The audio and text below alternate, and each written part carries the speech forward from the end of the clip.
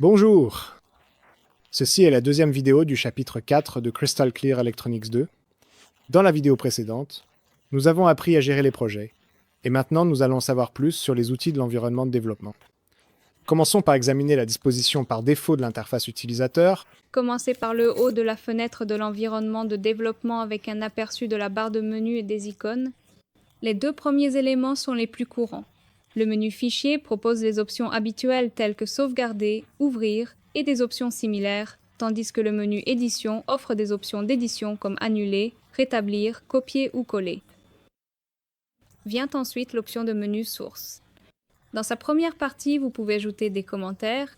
Par exemple, si vous sélectionnez une ligne, appuyez sur Basculer le commentaire la transformera en commentaire dans l'environnement de développement. Il est également possible de définir l'indentation du code, ainsi que d'autres options de mise en forme du code. Sous l'onglet Réfactoriser, vous pouvez modifier facilement et rapidement votre code, que ce soit pour renommer ou déplacer des expressions ou des fonctions individuelles. Les éléments du menu Navigare vous aident à vous déplacer dans un code plus volumineux. Ici, vous pouvez passer d'une partie du code à une autre ou accéder aux déclarations de fonctions. Dans l'onglet Recherche, vous pouvez rechercher un fichier, un mot ou une expression. Dans l'onglet Projet, nous pouvons tester les options de construction ou de compilation du projet et configurer tous les paramètres associés. Dans l'onglet Exécuteur, vous trouverez des commandes liées à la fonction de débogage, qui sera expliquée plus en détail ultérieurement. L'environnement de développement est essentiellement composé de plusieurs vues et perspectives. Celles-ci peuvent être positionnées, fermées ou ouvertes selon les préférences de chacun. Le Cube IDE propose 3 perspectives par défaut, affichées dans le coin supérieur droit. Celles-ci influencent la position et la taille des fenêtres secondaires, mais surtout celles qui sont affichées et celles qui ne le sont pas. La première est la vue C, C++, qui est essentiellement conçue pour écrire ou construire le code. Ici, vous pouvez voir l'explorateur de projet à gauche, les fichiers ouverts au centre et plusieurs fenêtres d'information sur la construction et le projet en bas.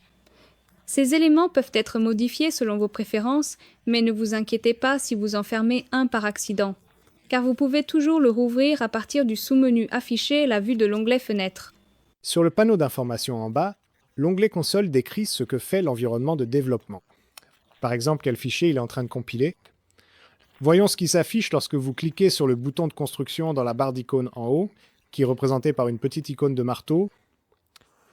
S'il n'est pas disponible, cliquez d'abord sur le fichier source ou le projet dans l'explorateur de projet.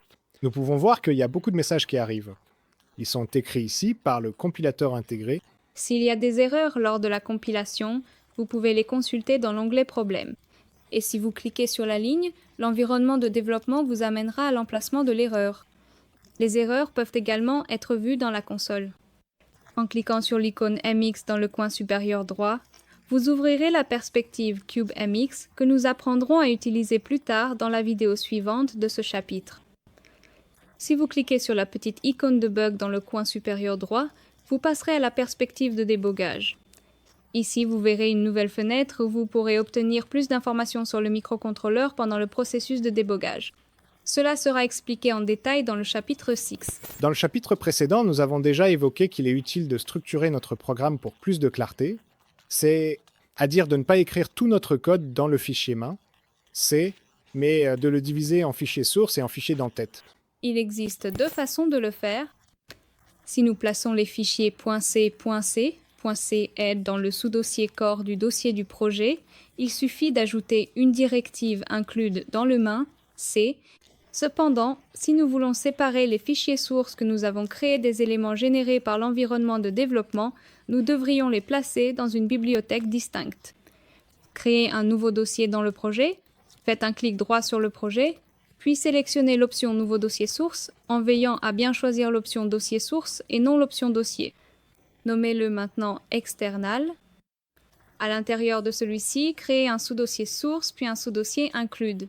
Le premier contiendra les fichiers .c, le second les fichiers .h. Créez un fichier nommé exemple, C dans le dossier source. Faites un clic droit sur le dossier, puis sélectionnez l'option Nouveau fichier source. Procédez de la même manière dans le dossier include en y ajoutant un fichier d'entête nommé exemple. H. Si vous ouvrez le fichier .c, vous verrez qu'il est complètement vide. Placez la directive include example h à l'intérieur. Cela indique au compilateur où chercher les déclarations. Écrivons maintenant le squelette d'une fonction. Appelons la fonction exemple, function. Ce n'est pas une tâche compliquée, mais lorsque nous essayons d'écrire les accolades, nous rencontrons un petit obstacle. Comme l'environnement de développement n'est pas conçu pour la langue hongroise, il peut y avoir certains conflits entre les dispositions de clavier anglaises et hongroises. Par exemple, pour taper l'accolade ouvrante sur le clavier hongrois, il faut appuyer sur Alt-G plus B, tandis que sur le clavier anglais, il existe une touche dédiée pour cela. Le problème vient du fait que la combinaison de touches en question est, par défaut, un raccourci clavier dans CubeIDE, donc nous ne pouvons pas taper d'accolade, ce qui serait pourtant très important pour nous car c'est un élément essentiel de la programmation. Bien sûr, il existe une solution à ce problème. Voyons cela. Sélectionnez Fenêtre puis Préférences dans la barre de menu en haut. Ensuite, dans la fenêtre qui s'ouvre, sélectionnez Clé dans le menu déroulant Général. Dans la zone de recherche, tapez Skip All pour trouver la commande que vous souhaitez modifier. Sélectionnez-la, puis cliquez sur le bouton Délier la commande. Après avoir cliqué sur Appliquer et Fermeur, essayons. Nous allons maintenant pouvoir taper des accolades. Plaçons la déclaration de la fonction dans le fichier exemple, h. Cela crée à la fois la définition et la déclaration de notre fonction. Dans le fichier main, C, placez la directive pour le fichier d'entête, puis appelez cette fonction depuis la fonction main. Ensuite, même si vous essayez de compiler notre programme, il affichera une erreur car il ne sait pas où chercher une fonction exemple. Nous devons indiquer au compilateur où trouver la déclaration de notre fonction en utilisant la directive #include. Puisque nous avons fait cela, il nous suffit maintenant de lui indiquer où trouver le fichier inclus. Faites un clic droit sur le nom du projet, puis sélectionnez Propriétés. La même option est disponible dans l'onglet Propriétés du projet dans la barre de menu supérieure. La fenêtre suivante va s'afficher. Faites défiler jusqu'à l'option C, C++ général, puis sélectionnez Chemin et Symbole. Ici, sous l'onglet Include, vous pouvez voir dans quel dossier le compilateur recherche les fichiers d'entête. Ajoutez le dossier qui contient notre fichier d'entête. Pour cela, cliquez sur le bouton Ajouter. Sélectionnez l'option est un chemin de l'espace de travail, ce qui signifie que le dossier se trouve à l'intérieur de l'espace de travail, puis sélectionnez le dossier external, Inc, à l'intérieur du projet en appuyant sur le bouton Espace de travail. Validez cela et vous pouvez voir que le dossier que vous avez spécifié est inclus dans le dossier. Appuyez sur le bouton Appliquer et Fermer, puis dans les fenêtres contextuelles, appuyez sur Oui. Vous pouvez constater que la compilation s'effectue sans erreur. Nous avons réussi à séparer nos propres fichiers et à indiquer au compilateur où les trouver. Dans la vidéo précédente, nous avons beaucoup parlé de la compilation et nous avons effectué ce processus plusieurs fois avec l'environnement de développement. La compilation est un processus qui prend du temps. Après la compilation, vous pouvez voir dans la fenêtre de la console combien de temps la construction réelle a pris. Actuellement, cela ne prend pas beaucoup de temps, mais pour un projet beaucoup plus vaste où il y a par exemple de nombreux fichiers séparés pouvant atteindre des milliers de lignes, le temps de compilation augmente proportionnellement à la complexité et à la taille du code. Pour accélérer et optimiser le processus de compilation, il existe un paramètre dans l'environnement de développement qui permet au programme d'exécuter plusieurs processus en parallèle en même temps. Assurez-vous de profiter de cette opportunité, car vous pouvez vous épargner beaucoup de temps si vous n'attendez pas les longues traductions. Rouvrons la fenêtre des propriétés du projet que nous venons de voir. Cliquez sur l'option de construction C, C++, puis sur l'onglet Comportement. Assurez-vous que l'option d'activation de la construction parallèle est cochée et que l'option d'utilisation des tâches optimales est sélectionnée. Lors du développement d'un projet, nous travaillons avec un système complexe de fichiers sources et d'entête, donc l'information n'est pas toujours juste devant nous, mais souvent répartie dans différents dossiers et fichiers. Comme il peut être long de les retrouver, surtout si vous ne savez pas où chercher, l'environnement de développement propose plusieurs raccourcis utiles que nous utilisons très souvent. Revenons à l'appel de la fonction d'exemple créée précédemment dans le fichier main. C.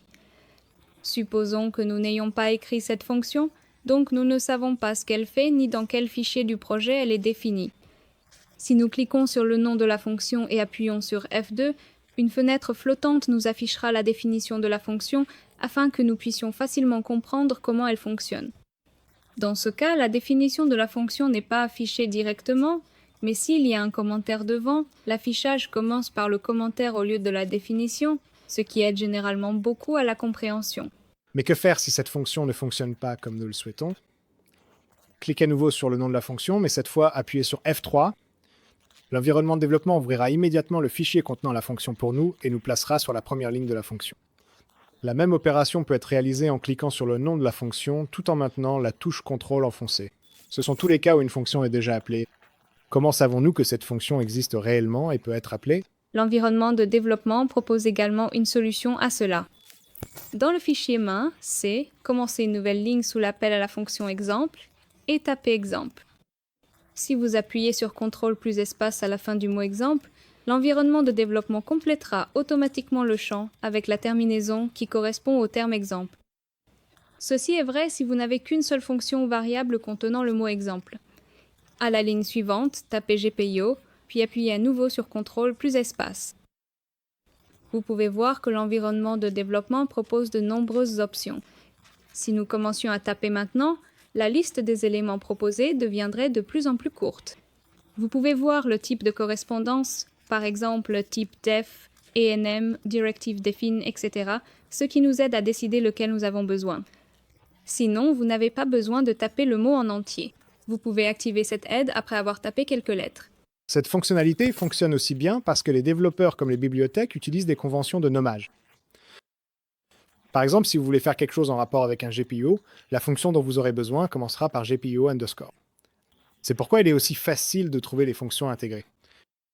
Cette fonctionnalité rend le processus de développement beaucoup plus simple, car il suffit de connaître le début de l'expression pour trouver la bonne. Cela nous amène à la fin de notre vidéo. Nous avons délibérément laissé de côté le sujet CubeMix plus tôt, mais nous continuerons avec lui dans la prochaine partie. D'ici là, à bientôt à tous. Au revoir.